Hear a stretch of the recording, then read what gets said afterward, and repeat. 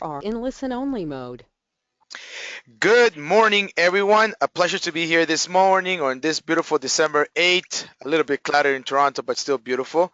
And I'm here with Amalia. And also, I believe Michelle has also joined us as well. So, Amalia, you may want to take the floor and say hi to everyone.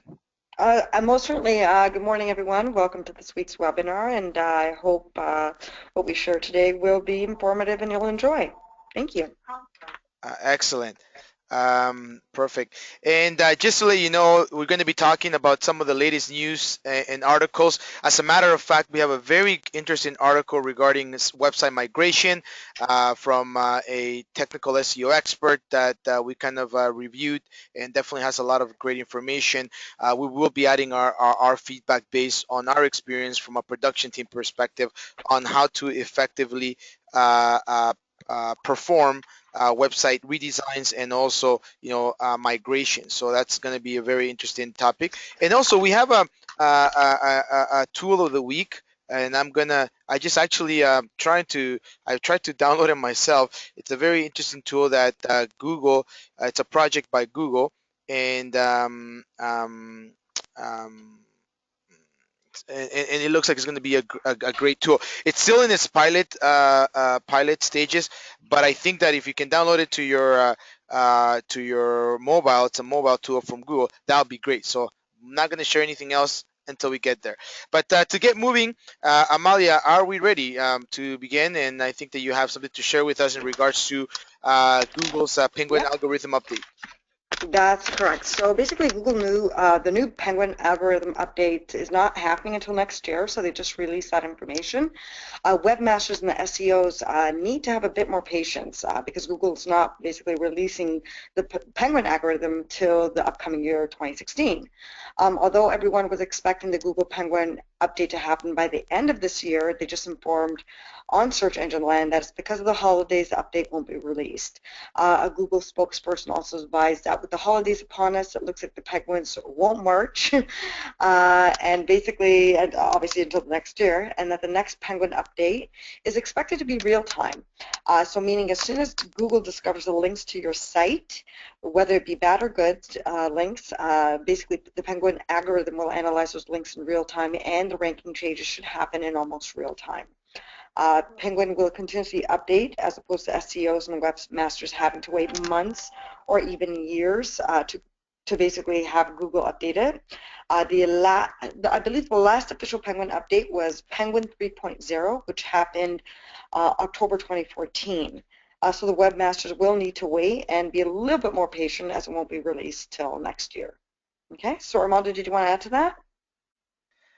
Yeah, no, I mean, I think that it's actually very reasonable to be launching this update in the new year. I know that all of the IC community has been, the buzz is out there in regards to this update happening right now in December.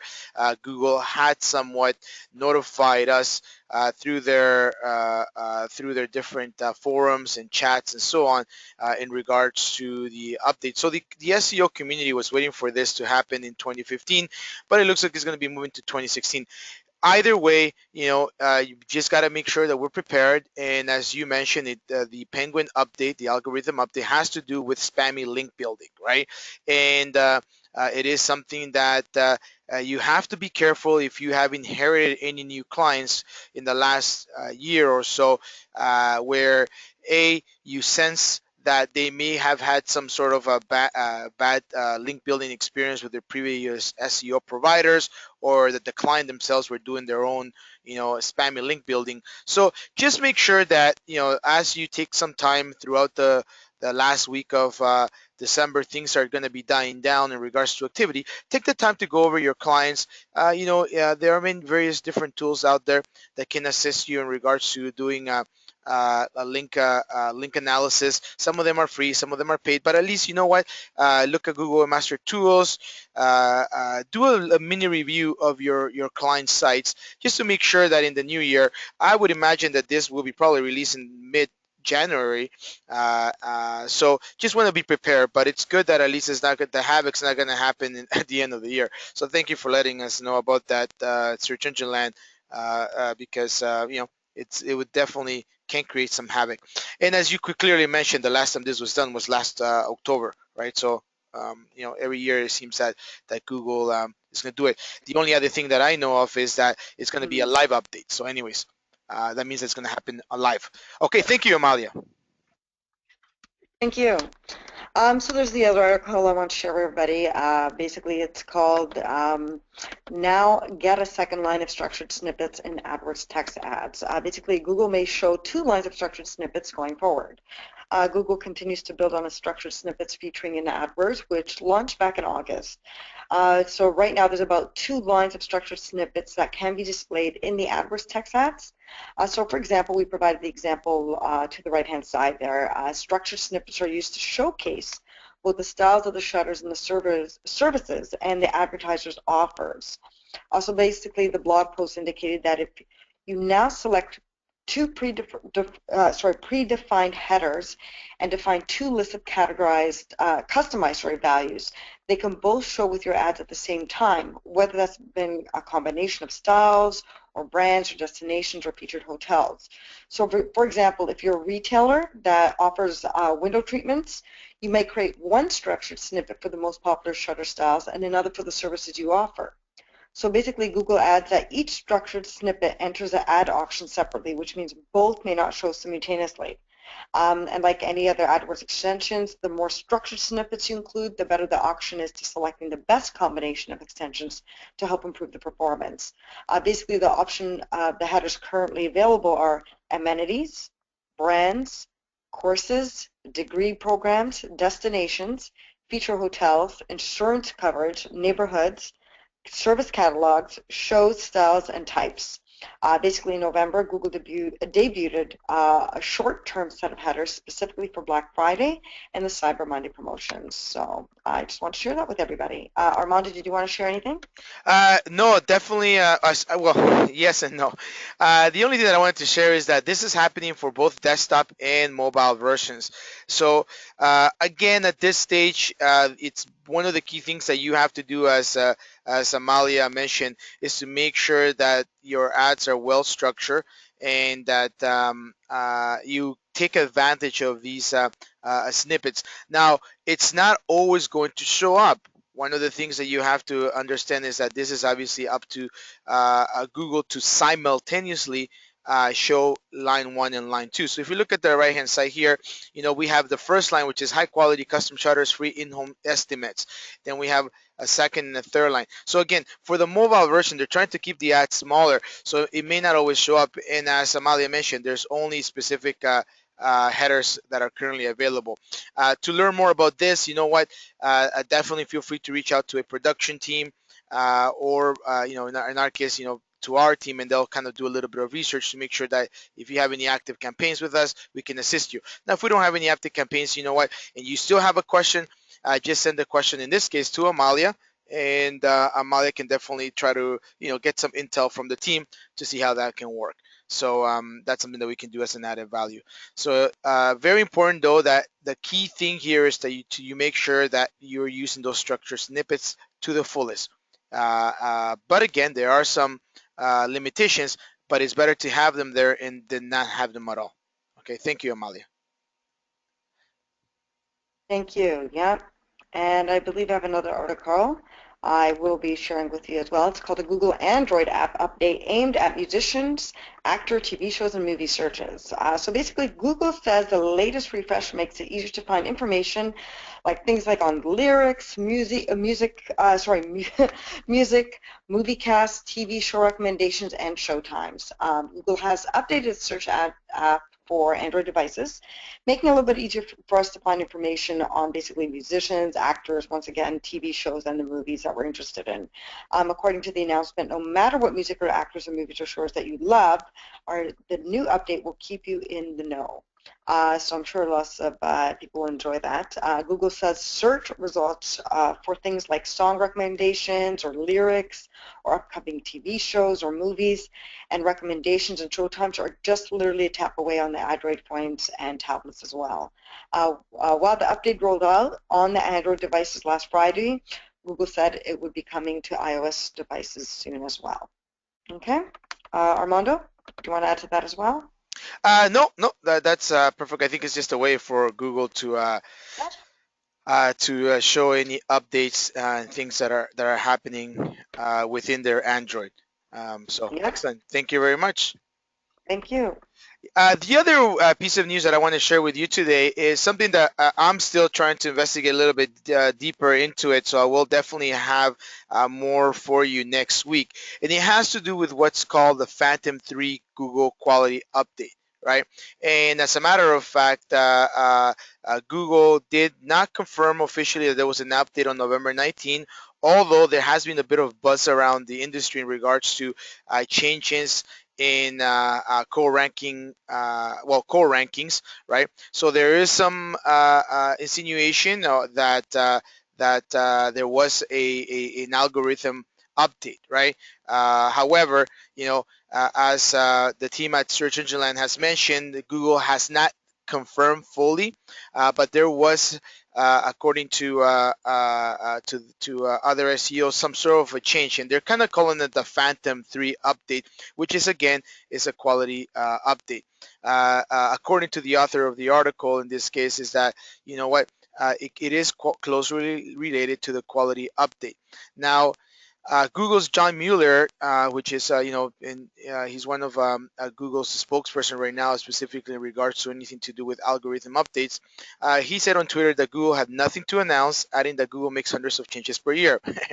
We've heard that over and over again throughout the past 3 or 4 years.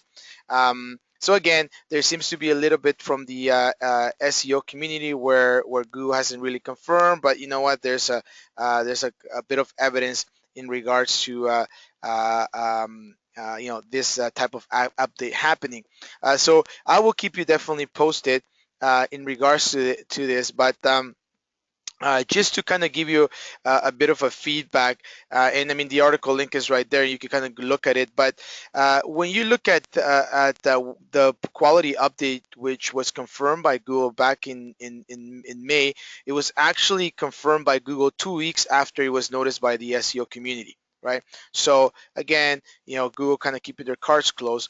Then there was another what they call a Phantom 2 update that was done, which happened around 2013, right? So now with all this happening, and the reason they call it the Phantom is obviously because there was no real notification from Google in regards to this. Now, for although each time we do have such an update, the SEO community pretty much catches on, and the belief in this one was that this update would have been notified to us, but it hasn't been. Now, to all of the ICs that perhaps don't remember what the quality update was, and that had to do with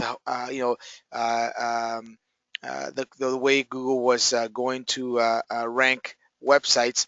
There was basically a Google ranking change, and I'm actually trying to look for what they call the quality update, and we'll probably as we move through the webinar, we'll probably provide you with that link. And that was something that happened. I believe that this specific one happened back in May, and they dubbed it the quality update because it wasn't really a panda update or a penguin update that happened. And I'm trying to remember the details of this one, so just give me. It had to do with valuable content. Okay, I recall now. There's so many updates that I even forget. And what Google wanted to make sure was the quality update, meaning quality of content, had to do with the following things: useful and informative information, more valuable and useful than other sites. So if the content in your website was more valuable and useful than other sites, your website will get obviously prioritization in the ranking, right? Credibility was another thing. High quality in regards to writing style, and in the fact that you're addressing the client's need, and also engaging. So I'm actually going to share the one of the links that talks about the quality, some of the rules or some of the um, best business practices regarding to creating valuable content and what the quality update had to do had to deal with, or what it was all about. So anyhow, I wanted to share that with you today because it's something that we'll keep you posted. I'm gonna do a little bit more investigation as we get more feedback from the SEO community in regards to this Phantom 3. Now, just to again to recap, it's something that we're still. There was a ranking change back in November 19. There was some drops and some highs.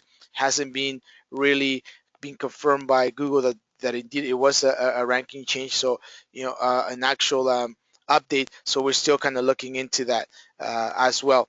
And the last time we had one was in May 2015, and the first one that we had, Phantom 1, was in May 2013. So again, we will keep you posted in regards to that. I'm also going to dig in a little bit more information to be able to provide it for you next week. So just wanted to make sure that if your site has experienced some sort of changes, this could be one of the reasons they're doing. So we'll keep you posted. So as you can see, we had one in November and we had another one scheduled for December. So it's very interesting that Google does that. Uh, okay, perfect, excellent. So I want to take the time today to actually spend probably about 20 minutes. I think it's a very important topic. And Modestos Siotos, who's a technical SEO director for an SEO digital marketing agency, had a very interesting article which talked about site redesign and migration tips to avoid SEO and UX or user experience disasters, right? And as I kind of received this article this week, I was very intrigued by the fact that even in my experience, uh, uh, you know, working and doing project management, as well as working with consultants in the whole aspect of site redesign and migration, definitely his feedback and tips were right on the money. Okay. And I wanted to share that with you because as we move into the 2016, I would imagine that many of your clients will probably want to have new sites. Not many, not all, but some of your clients may be looking at site redesigns. And if you're in the process of that site redesign, of a site redesign, I would definitely recommend you review this article in depth and also the resources. So try to make yourself, not really a specialist, but educate yourself on what are the important things to make sure that you minimize the potential negative impact of a site relaunch. So I actually wanted to share, I believe it's 12 tips that he has, which will correlate with our experience as a production team. One of the first things that he talks about is really that, sometimes business owners will just decide all of a sudden, I need a new site. So after the fact that you as a consultant have been consulting them for the past 6, 7, 8, 9 months in regards to doing a site redesign and potentially making sure that that right site redesign is responsive, all of a sudden your client wakes up one day and says, okay, I need a new site.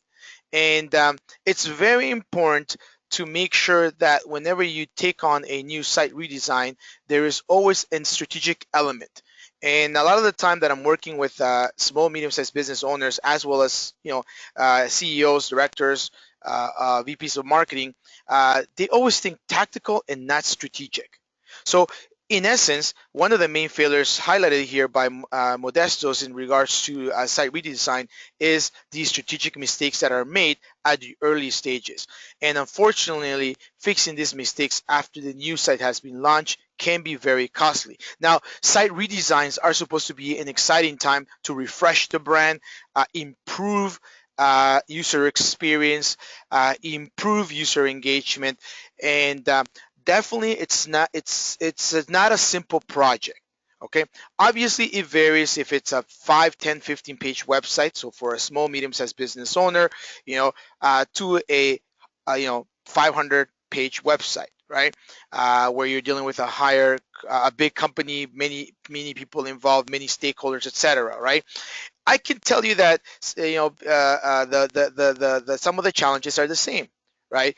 In some case scenarios, in the past year, for example, I've seen where consultants give us a quick email or call us and say, hey guys, I just want to let you know that the client launched a new site.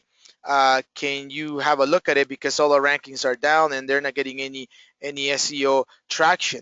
Well, it's a little bit too late for our team, our SEO team, to go in there to do some sort of an audit, a pre-analysis checklist if the site was launched. And you know what? Sometimes business owners do not even do not even notify the IC.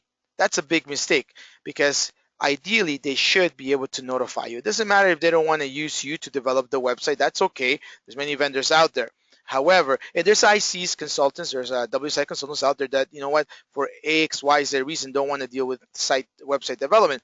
But at least the client should let you know, right? Whether it's a small or a large client, they should let you know what they're thinking about. And it's up to the consultant to obviously, through relationship building with the end client, is notified about this, right? So why? Because they only think tactical and not strategic, right?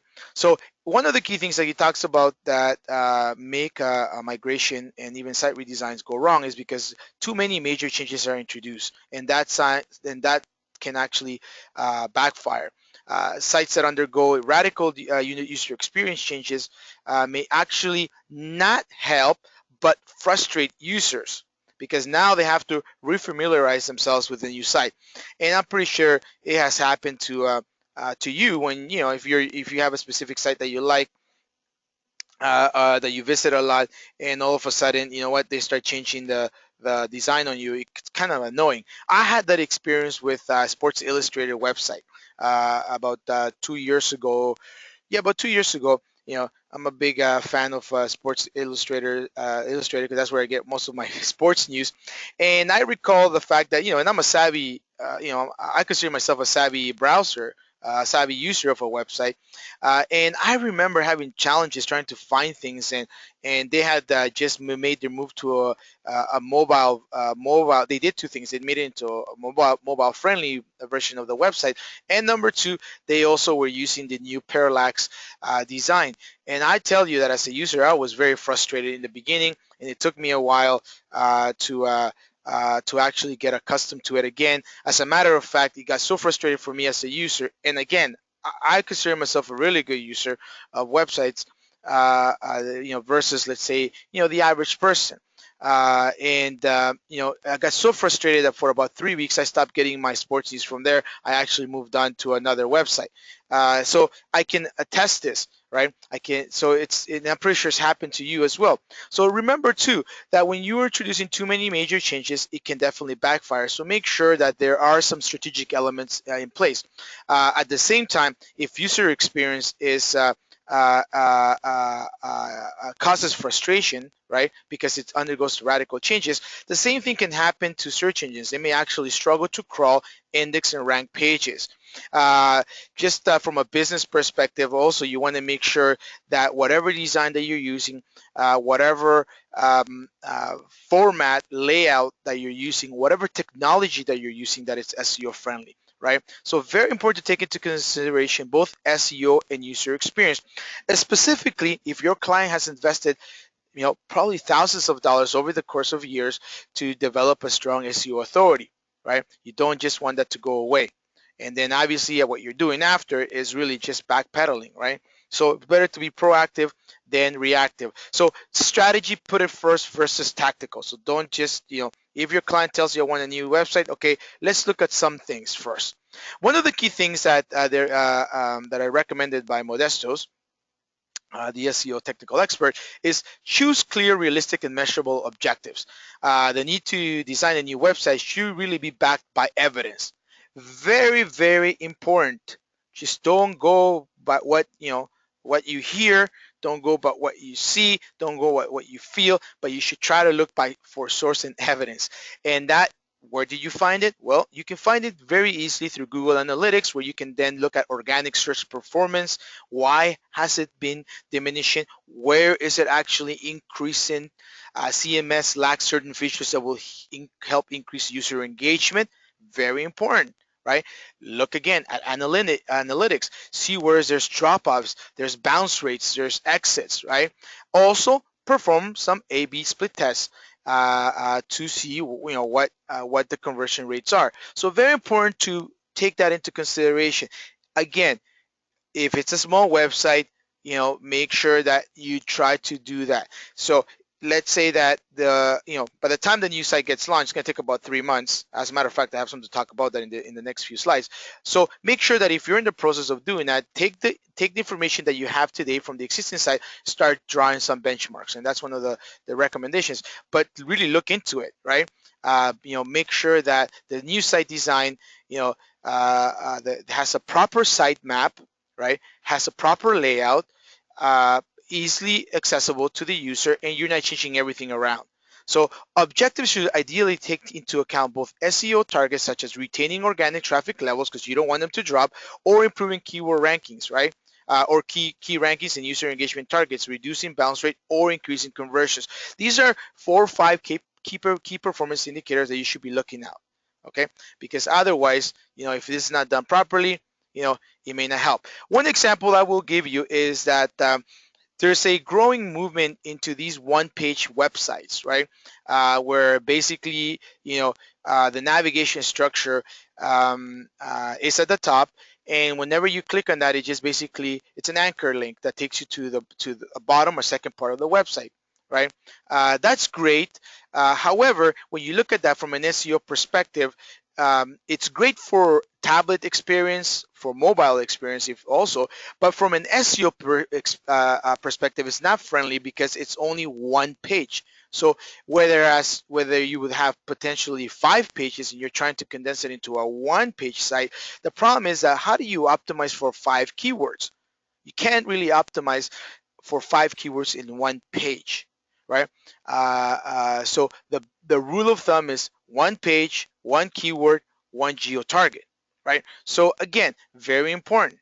So some examples of SEO objectives that you have to take into consideration is retaining or increasing organic traffic levels, and as I mentioned, improving keyword rankings.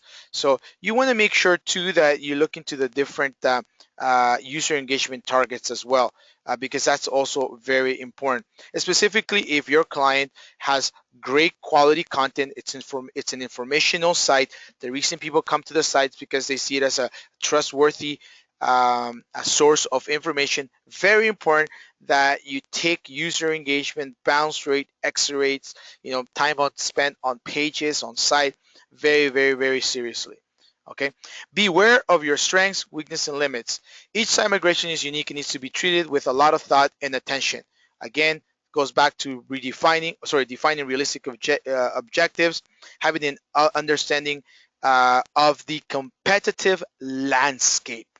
Okay, make sure that before you go and start making changes to the website from a design perspective, that it's not going to affect it too much, because otherwise, if you're in a highly competitive industry, if your client's in a very hyper competitive industry, you know what, changes to his site may actually decrease the rankings, which will decrease the traffic, and you know what, to rebound from that, to bounce back, to rebound from that, or to bounce back may take a while, right?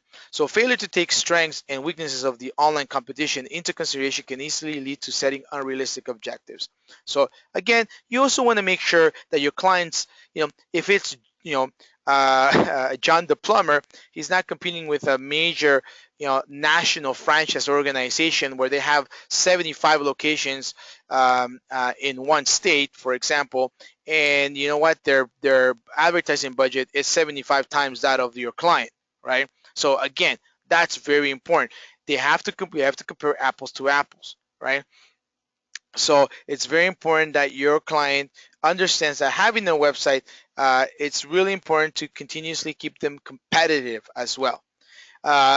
Tip number 3, very key: take a data-driven approach. Okay, taking a data-driven approach will help you make a better design. Will help you make better design and user experience decisions. Analytics data can help identify things such as high or low traffic pages, popular or problematic user journeys, and the best or worst performing call to actions. Again, so Google Analytics has a lot of different tools in their dashboard to assist you with that. So spend the time with that, right? Now, again, this doesn't need to happen only for big enterprise websites redesigns.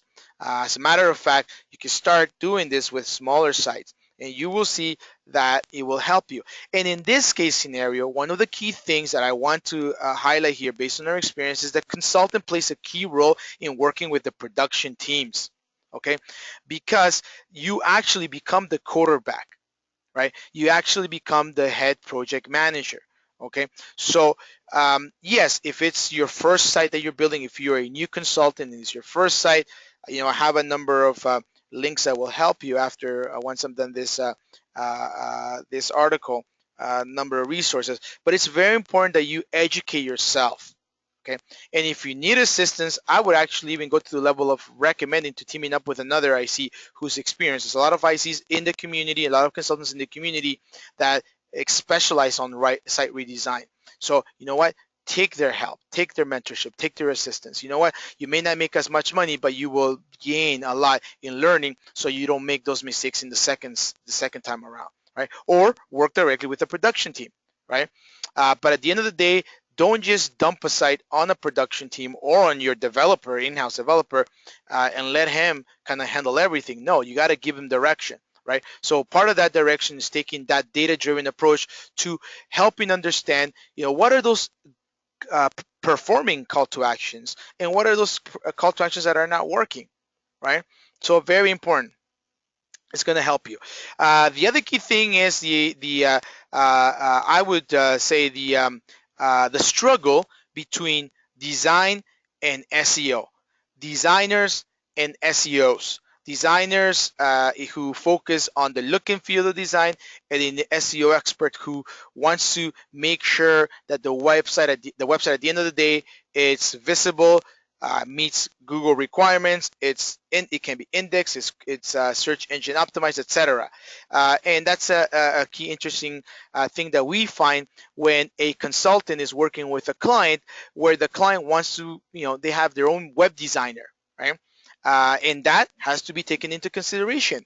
Right, you have to take into consideration, and you have to be able to educate the designer, because designers have egos, right? They want to showcase their design, they want to showcase what they're good at. So it's very important that you have that communication and you're able to strike the balance by both educating your client and educating the designer, that you want to have that right balance. Because if your focus is too highly placed on user experience, it may result in a dip in ranking and traffic, right?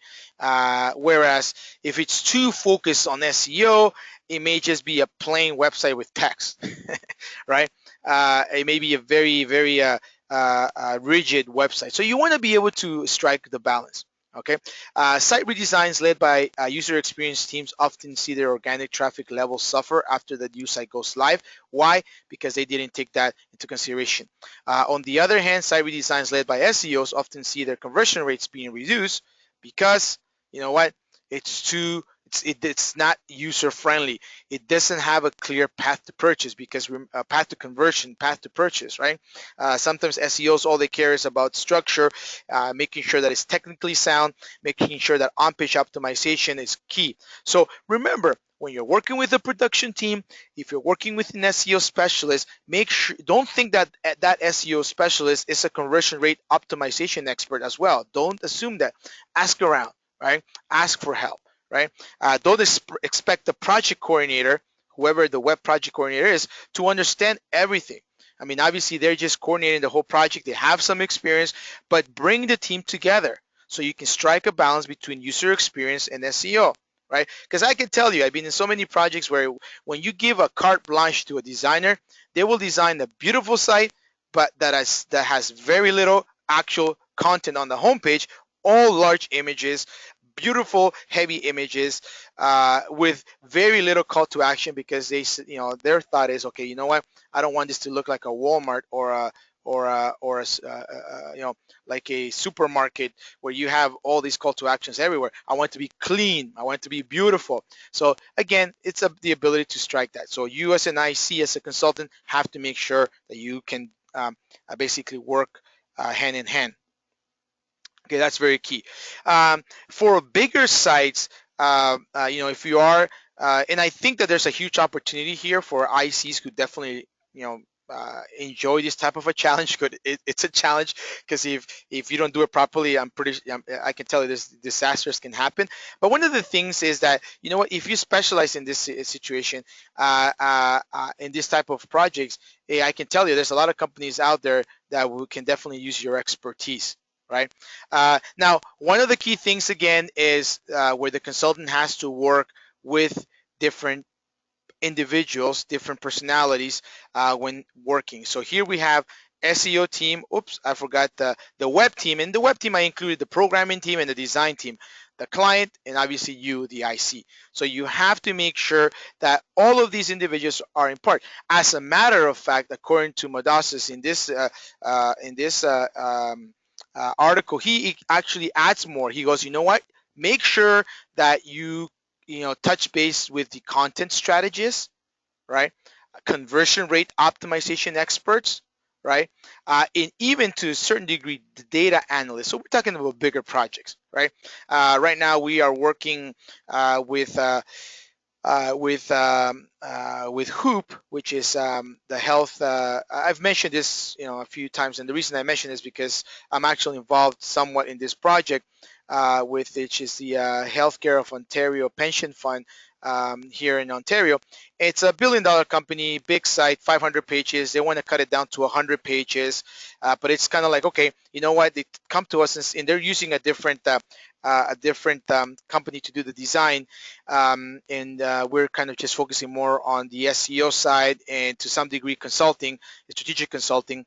And part of our goal is now to take this website from 500 pages to about 100, 125 pages. But initially, we had to educate the client because you know what? They just want to start chopping pages, and we're like, hey, hold on a second. We have to have a plan here because there are many pages out there that are very old in the sense that they're in the sense that they have high level of SEO authority. That if you start cutting them down, you're going to start missing out on traffic. Let's leverage from that. So we started to work with them on a content strategy, right?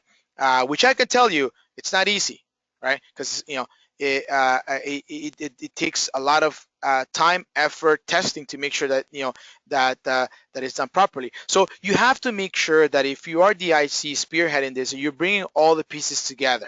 You don't have to be an expert in all these areas, but your role is to encourage teamwork, encourage team synergies, right? Collaborative approach between all parties, right? And you know, again, even if it's a John the plumber site or Mike the carpenter site, right? Make sure that you're bringing the client, you're bringing the designer, you're bringing the programming and yourself to the table. And even in some cases, content writing, because sometimes, you know, when you're doing a new site redesign, you have to take into consideration that you want to refresh the content. You have to sometimes even repurpose the content, right? So again, it's a nice little project, right? So with so many different parties involved, you want to make sure that you as a consultant or your project coordinator, right, if you have somebody in-house, has to do some effective project management, right? And many years ago, I learned through another colleague of mine who was a very good project manager. And two things that he always shared with me was religious follow-up, right? Very important in a project like this to have religious follow-up with all the parties. And number two is when there's a challenge, when you start seeing lack of communication, it's usually the project manager or project coordinator runs away, right? It's like, what the heck, just let it pan out. No, bring everybody into the table, get everybody into the call, you know, set up a GoToMeeting, set up a Skype call, get things resolved. Don't Things are not going to get resolved unless they're managed properly, right? And again, uh, that's one of the mistakes that I see from many consultants, from my experience, right? That sometimes, you know what, they kind of let things go by. Things aren't going to hide. I made that mistake in my days when I was doing project management for web development, which was, you know, oh, don't worry, you know, the business analyst is going to pick it up. Oh, no, I'm pretty sure the QA team will pick it up. No, if you're the project manager, in essence, you're also part of that project ownership. So, um, uh, so make sure that you have a very strong project coordinator or that you act as a very strong project coordinator. Okay.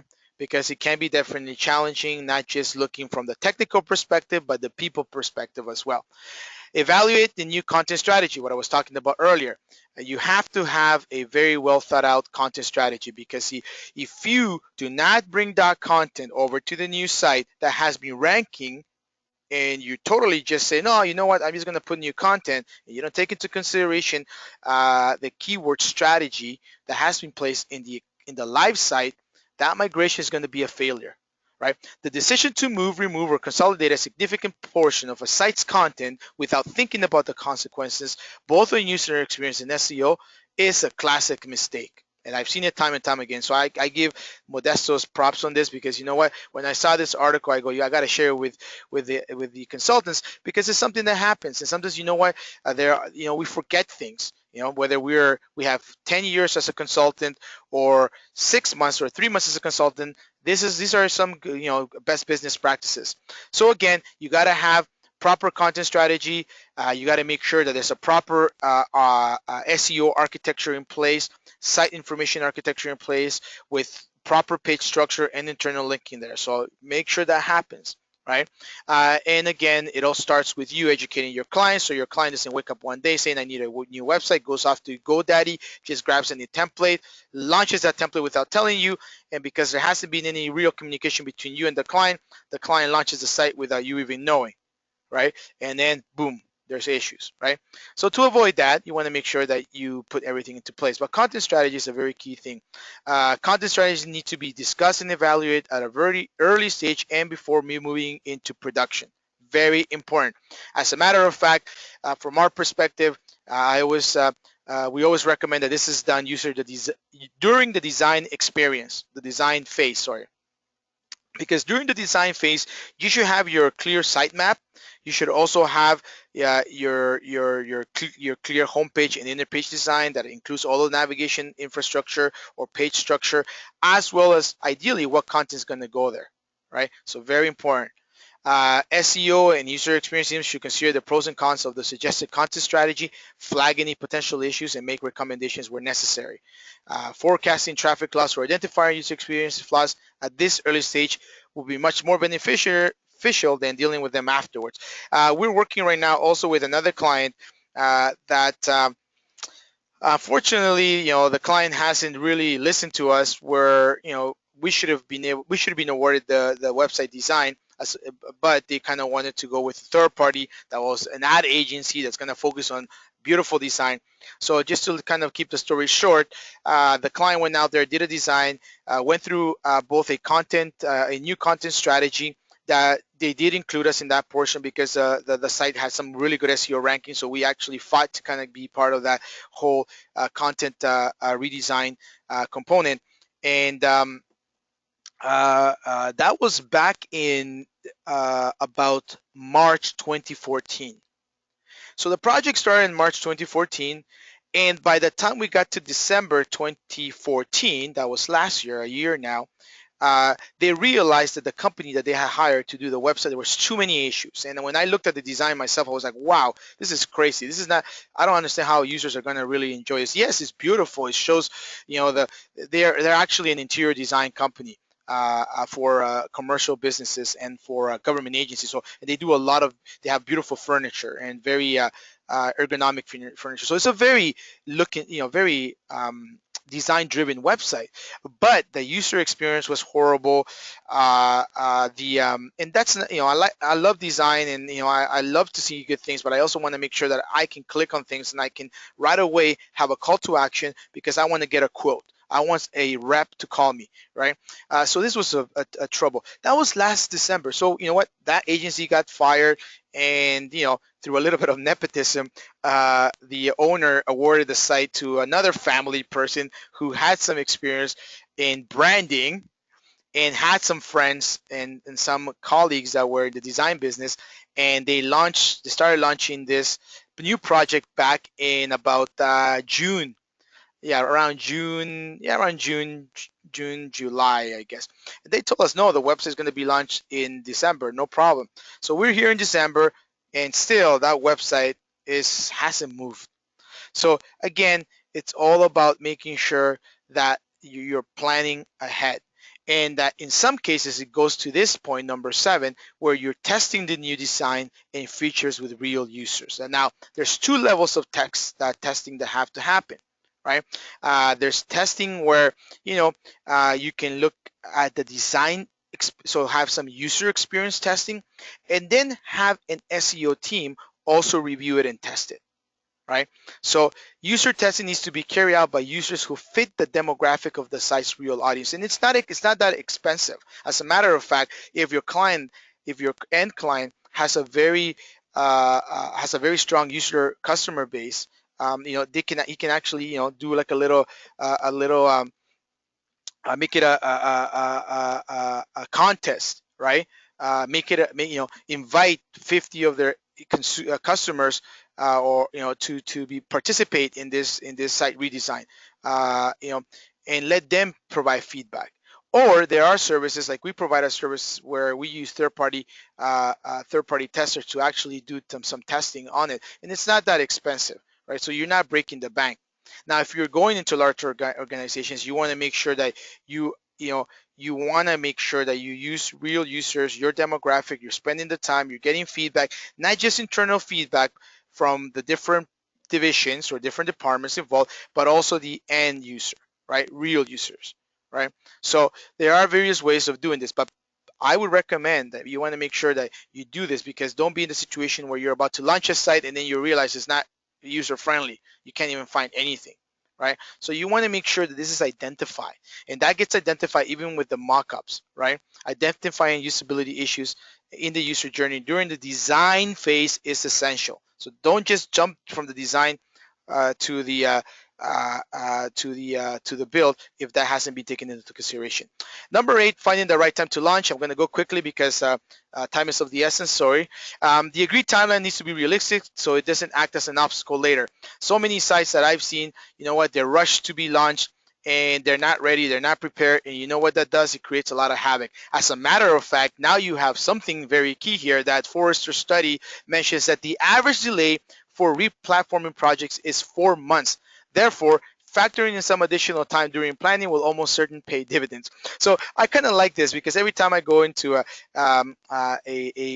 consulting training and they ask us, well, how long would it take to build a site? Well, I can tell you, look, typically a site may take 4 to 6 weeks, but in reality, I know that there's always delays.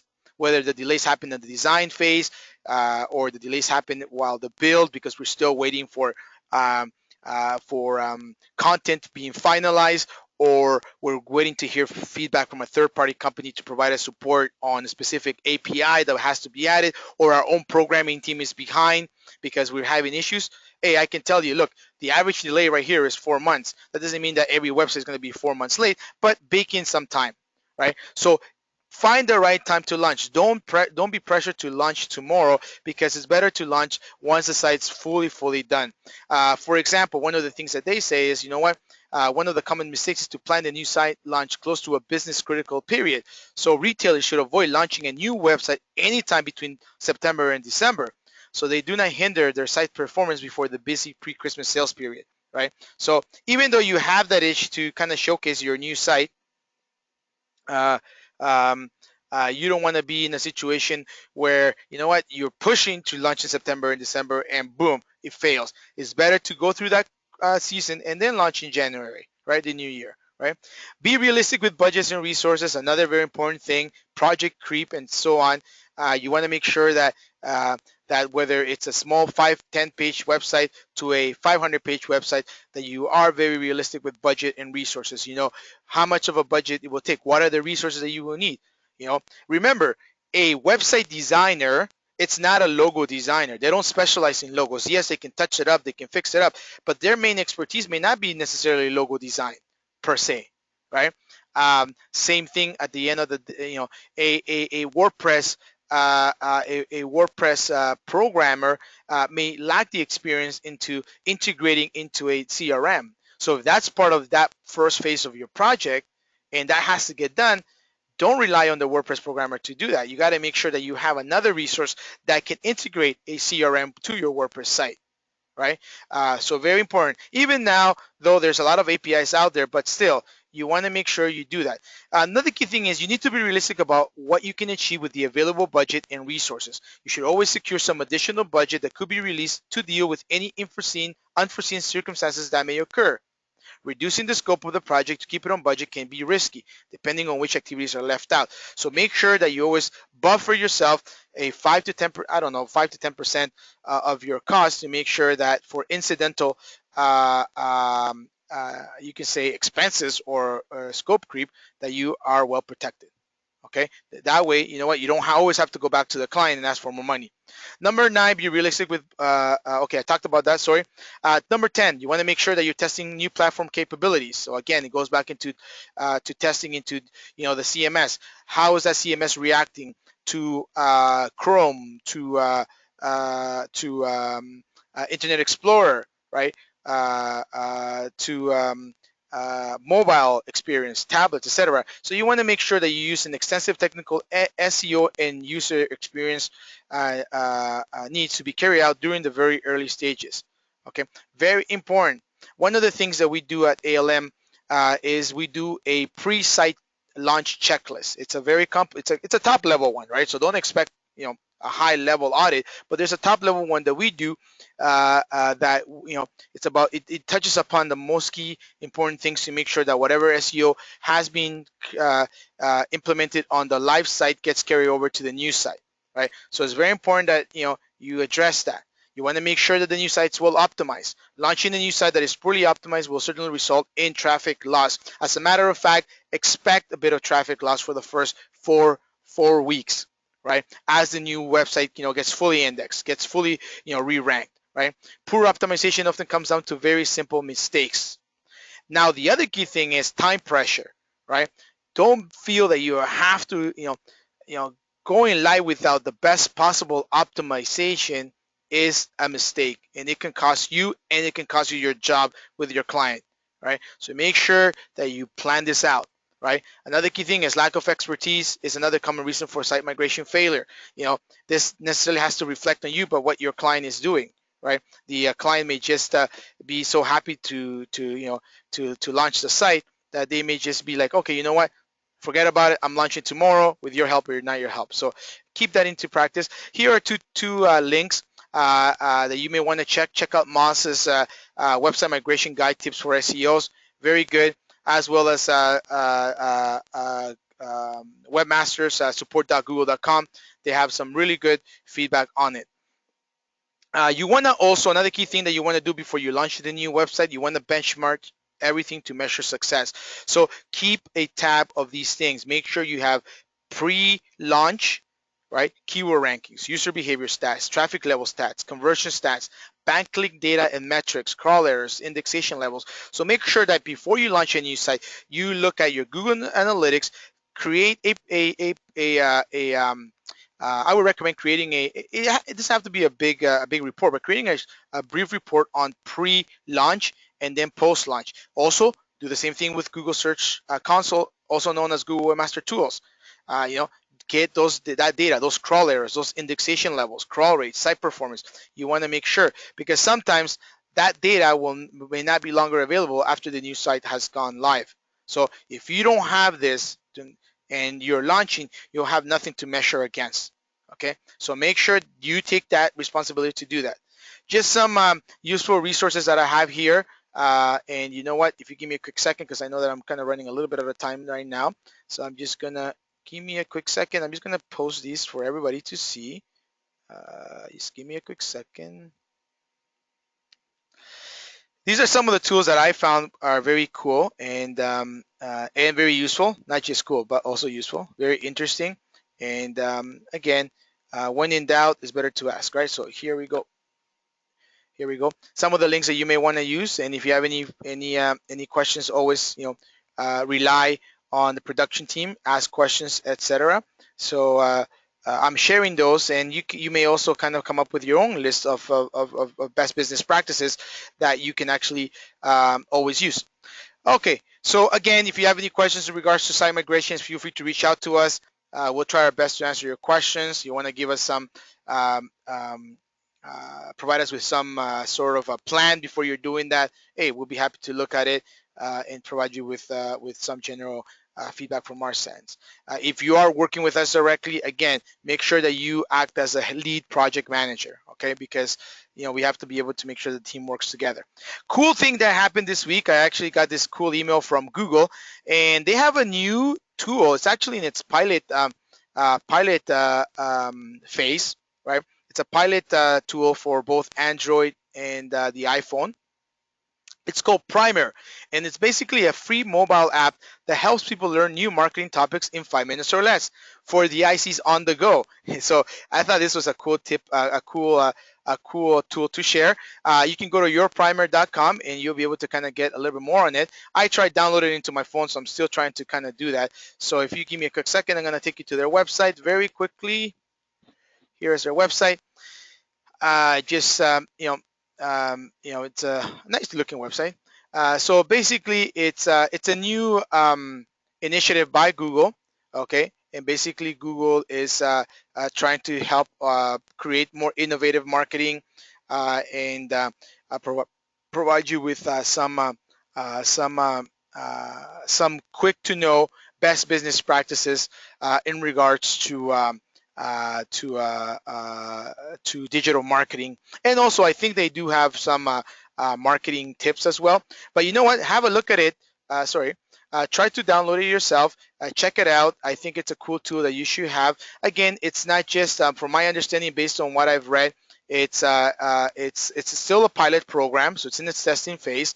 But they also they do focus primarily on digital marketing, but they will have some traditional marketing content. And you know what? It's a pretty cool tool. I think that every IC should have it. Check it out, at least test it.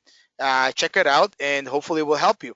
So I just wanted to share that cool tool that it's again. I just received the notification today, and I figured, you know what? Let me see if it's a real thing, or it's a fake company, because you always get junk mail.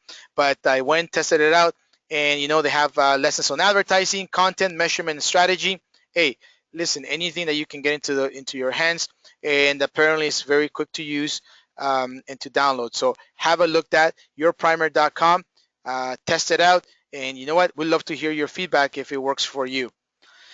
Okay, just about wrapping it up today here on our webinar. Want to thank everyone for coming in today, and want to make sure that our webinars are helpful and useful. I know that sometimes, we try to spice things up. They want to share with you that you can go to our YouTube channel and look at our previous webinars.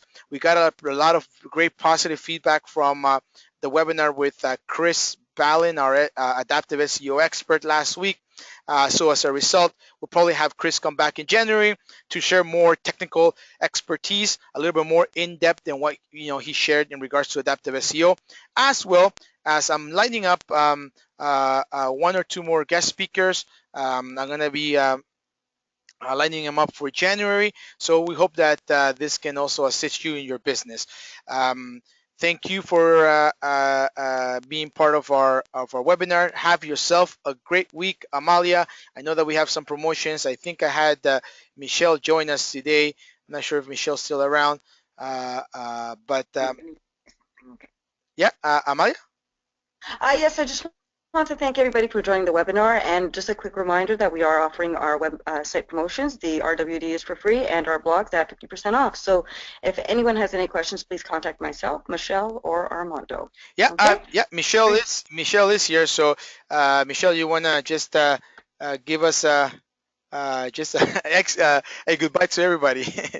Hi, everybody. Goodbye, everybody. Thanks for joining us today. Yeah, any questions you have, you know what, right away you can reach Amalia and Michelle. Sometimes, you know what, I get a little bit boggled down, but if you can reach out to them, it definitely can assist you right away. And don't forget to rate us in K2. Invite other peer consultants to the webinar. Again, have yourself a great week, and don't drink too much eggnog. Take care. Bye-bye.